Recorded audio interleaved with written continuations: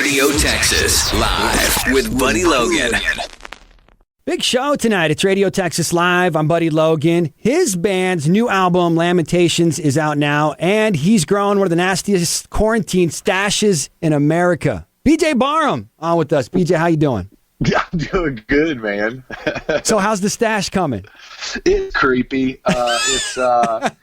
It's a travesty to the nth degree. It lets down men everywhere that can actually grow facial hair. It's nasty, man. Yeah, it's pretty gross. It's like I have to go to the post office a couple times a week, and I get these weird looks. What's this creepy guy mailing? Yeah, a lot.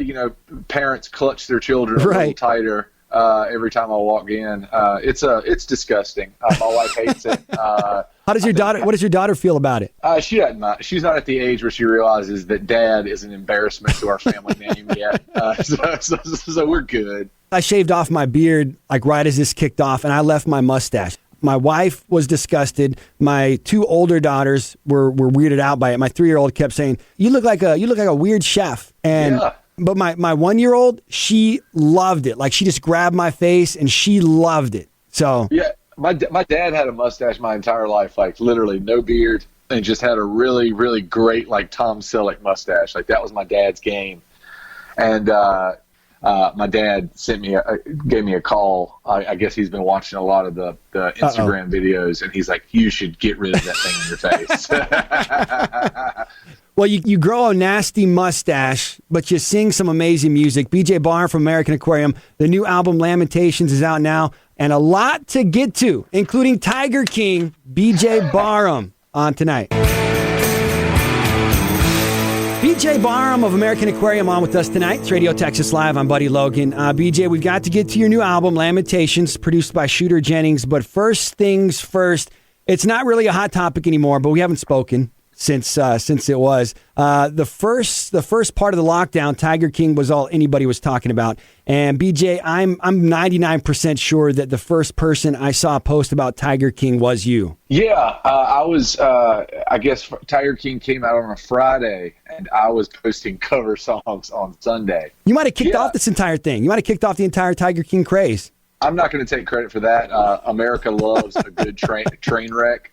That is a perfect show. It's just a bunch of Mountain Dew drinking mutant rednecks, and then you throw tigers onto it, and it's just, you can't look away from it. Perfect ingredients. Yeah, it's redneckery to the 100th degree, and it's good television.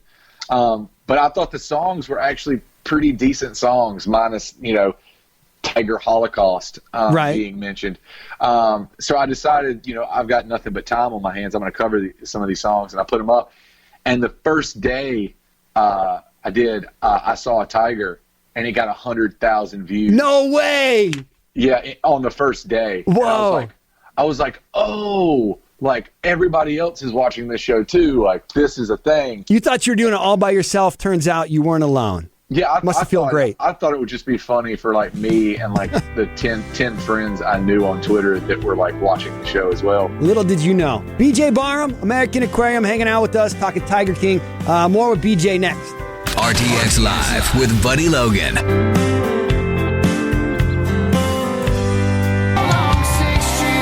Radio Texas Live. I'm Buddy Logan. BJ Barham of American Aquarium on with us. BJ talking about the Tiger King. Of course, we were talking about a little bit ago. You were the first person I saw online post about it. And when it comes to singing, he wasn't that bad, right? My wife and I were watching it. We're like, this guy's got a pretty good voice. How upset were you to learn that he was lip syncing?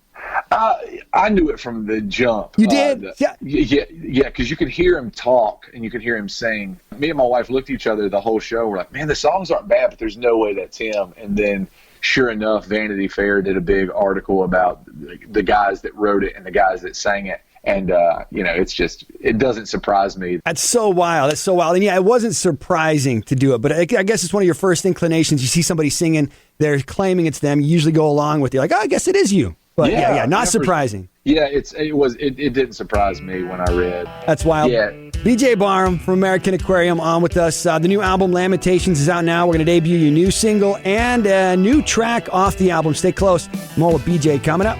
RTX Live with Buddy Logan.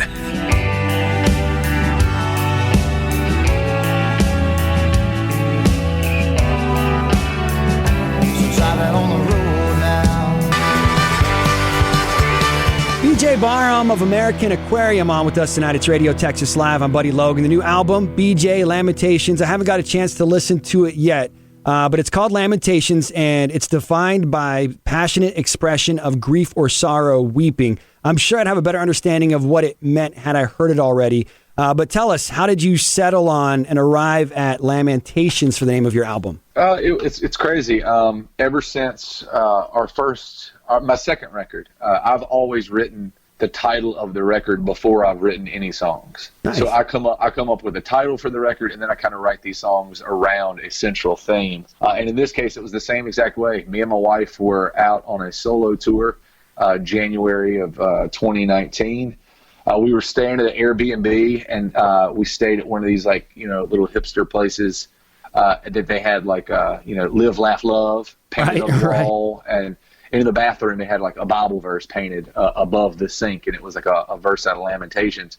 And so I was like, man, that's just a really great title. And then I started doing more research and kind of like studying back up on the actual biblical reference, which is a book in the Old Testament, it's Jeremiah writing a letter to God, questioning his existence.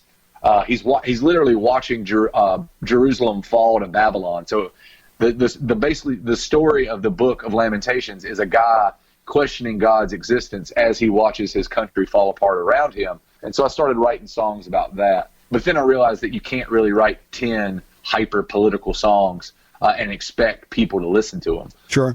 So then I went to a strictly Webster dictionary version, which, like you said before, is an extreme expression of sorrow or grief. I started writing songs about the things that break us as human beings. So I write songs about love lost, financial ruin, losing a child, the dissolution of a marriage. Start writing about all the things that kind of test us and our will. And so, needless to say, once you get done writing 10 songs about the things that break us as people, it's a heavy record. Just talking lyrical content, it's one of the heaviest records I've ever written, and I've written some bummer records. Right. And this one takes the cake. This one is extremely heavy, but I think there's a couple songs that kind of crack the door a little bit, so that it's just not all utter darkness. There's a little bit of light that comes in. And I think we're going to talk about both those songs on the show today. Gotcha. I think that's fascinating. You start with a word, and then you build your album entirely around it. And you said we're going to get to it. Let's do it. Let's do the long haul off Lamentations from BJ Barham's American Aquarium. Anything you want to share about the song before we spin it? Just a song. It's a theme that is kind of always echoed. It's a sentiment that has always been around in my music. It's just about picking yourself up. You're going to fall down. That's part of the ride, is falling down. But in my case, I've been extremely fortunate. I'm able to fall forward. And so this is a song about every time you fall down, just picking yourself back up. And knowing that tomorrow is going to be better than today if you're willing to work for it. Nice. American Aquarium, the new album, Lamentations. BJ Barham on with us. Here's the long haul. We got more with BJ coming up. They say you ain't been the same since you laid that bottle down. The songs ain't got no soul. The band's done lost its sound. Get your head out of the clouds, boy. Pretty soon you'll realize. BJ Barham of American Aquarium on with us tonight. You've obviously found a niche online during the lockdown, but how has it been for you? You are the grinding type of person. You've been online like every day, I think, or pretty close to it, gearing up for the release of Lamentations. But how has it been for you having to do it all without being able to leave the house? It's weird. They don't sell a handbook that explains how to put a record out during the middle of a global pandemic. I would pay good money for a roadmap. You should write it. Write it. Yeah, I know, right? We'll see how this record, how the release actually goes for this, and then I'll write the book. Right. But it's one of those things where I spent the first couple weeks not really. I was like everybody else. I had no idea how long this is going to be, how long we were going to be grounded for. But I did know that there was a lot of negativity. If you turn on the news, they're just telling you how bad things are. So I definitely wanted to offer a distraction for people. So I started doing like a daily cover series. It's either a song that means a lot to me, it's a song by one of my friends that I think more people should know, or a song that reminds me of my childhood. So I've been doing everything from Sammy Kershaw's Queen of My Double Wide Trailer to a Joe Exotic song, to Right. to a John Prine song. You some Sawyer Brown in there too? I did do a Sawyer Brown song. I did a song from the new movie Trolls 2. And it's one of those things where I'm just trying to keep myself busy, but I'm also trying to keep other folks kind of just entertained and distracted. BJ Barham of American Aquarium with us. The new album Lamentations out now. More with BJ next. I said a tail lights drove away into the night. Radio Texas Live. I'm Buddy Logan. BJ Barham of American Aquarium on with us. And BJ, when the whole lockdown kicked off, you were actually online every day. Yeah. And then once we realized that this was going to last a little longer than 2 weeks, I realized that I couldn't keep up that pace. Right, sure. So I switched to 2 nights a week. So every Wednesday and every Sunday night on my Instagram page, I do a thing called the Sad Song Revival and dig through my back catalog. A lot of the songs that I don't really get to play a lot with the band anymore.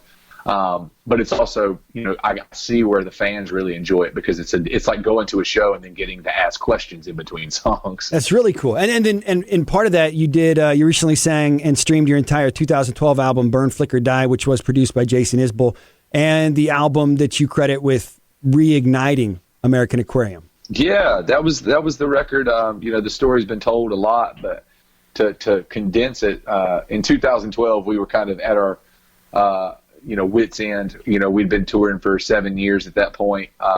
We weren't getting anywhere. There weren't anybody coming to our shows. We weren't selling records.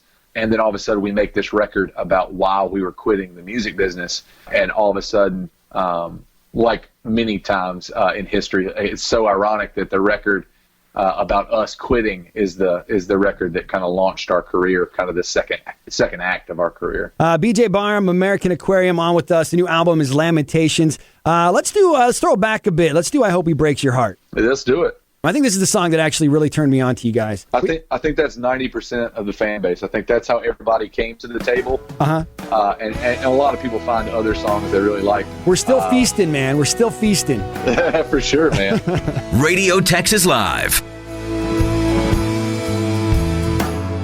Well, last night wasn't so good. BJ, the new album Lamentations is out now, and it was produced by Shooter Jennings. And Shooter has been on the show. He's been in studio here with us before, and he may be one of the smartest guys I've ever met, because like you, he's gotten 5 out of 5 on 5 questions. Yeah, he's kindred spirits that way.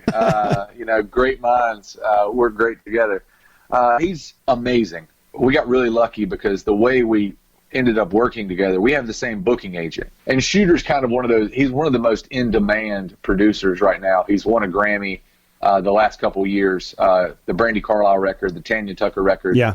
He just finished up the Marilyn Manson record. He did Duff McKagan's record from Guns N' Roses. He's kind of all over the board, and every genre kind of wants to work with him. So I didn't really think we had a chance, but my agent sent him some of the demos. Shooter fell in love with the songs.